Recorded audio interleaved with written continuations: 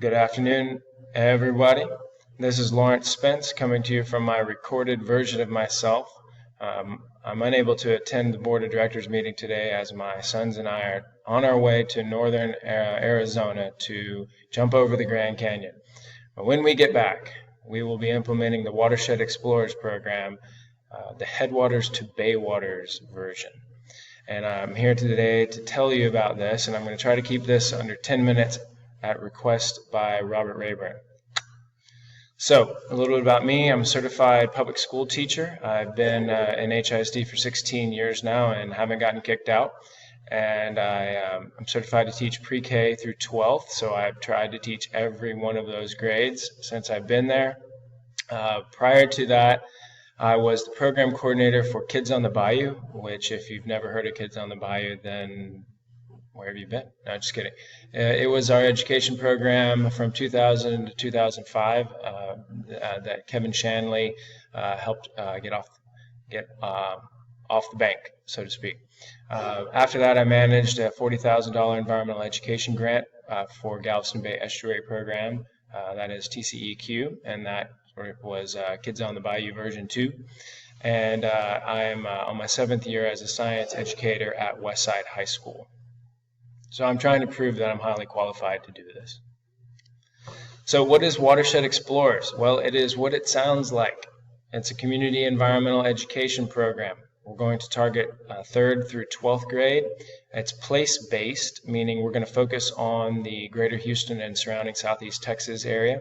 We've got 7 HISD campuses that are in a feeder pattern. That's the 5 elementaries, the 2 middle schools, and the 1 high school, which is Westside, that are all connected. So the children that attend the elementary then go to the middle school and then come see us at the high school. And then we've also got Crockett Elementary in the 1st Ward, which has a special spot in my heart because it's where I got started as a public school teacher. And they've always been very supportive of environmental education, so we want to share the love with them. So how is this program going to be funded? Well, this year it's going to be funded by Texas Parks and Wildlife's co-op grant. The grant period began this summer and will extend through the end of May of next year. We receive approximately $48,000 in grant funds. We need to produce about $32,000 in-kind match. And the BPA, the way it works, BPA pays the expenses and then seeks the reimbursement. So that's funding for this year. And funding for future years, I'm going to need your help to make that happen. So what do we mean by headwaters to baywaters? Well, we're going to use the whole watershed, the whole Harris County watershed, the Galveston Bay watershed as our classroom. We're going to link the prairies to the bayous to the bays. We're going to use the prairie as a classroom, and then we're going to take them to the bayou, and then we're going to take them to the bay. We're already doing this curriculum at Westside High School. It's the 4th year we've done it. We focus on ecology, economics, culture, and history. So we're telling the whole story, teaching the whole child, and we like to get the kids outdoors. So what happens in the partner schools? Lots of professional development for the teachers. So we're taking teachers on field trips, and then we get the teachers excited, and we get the content taken back to the classroom, and then they get the kids ready and take them on the field classes to the education venues like the Arboretum. Then we get them to go out on service learning projects where they give back to the community and start teaching those values of stewardship. We want them to revive or ramp up their after-school science club and then get their schoolyard habitat either built or rebuilt or reusing it. Then lastly, we want to educate and empower the teachers to share this knowledge with their students and create the next generation of citizens, stewards, and conservationists. Doesn't that sound great? So these are the program goals approved by Texas Parks and Wildlife. We're going to reach out to 3rd through 12th. We have to connect these students to the education venues in our area. And we are going to raise awareness about watersheds, bayous, and streams. And although it's not written in here, we're also going to do non-point source pollution prevention. That's going to be a huge part of our curriculum. We're going to supply our educators with the place-based curriculum, both in their hands by getting them also outside and hands-on, feet-on training, and then as well as putting some content online. and then we're going to get parents, teachers, and students engaged in the service projects in their community. So this is what we told Parks and Wildlife, that we would service 1,000 students. We would serve 1,000 students on field classes. Yes, that does sound like a lot because it is a lot of students, but we can do this. 80% of the students have to show some kind of growth and knowledge of bayou ecosystems. That's going to require some kind of pre and post assessment, which we are developing.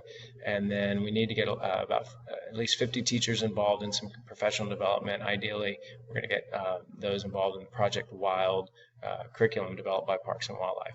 And then we need to also involve 500 teachers and parents and students in service learning projects in the year. So what have we done so far? Amazingly, over the summer, I'm very happy to say we've gotten a lot done. We've got 8 partner schools in various forms of commitment. We have 6 program partners that have committed to work with us. We've got 4 service project sites identified, and then we've got 4 professional development events that we're developing. So we're also working on the assessment tools with the University of Houston Downtown and Texas State University, as well as with the Houston Arboretum, on developing the ways that we're going to measure this program.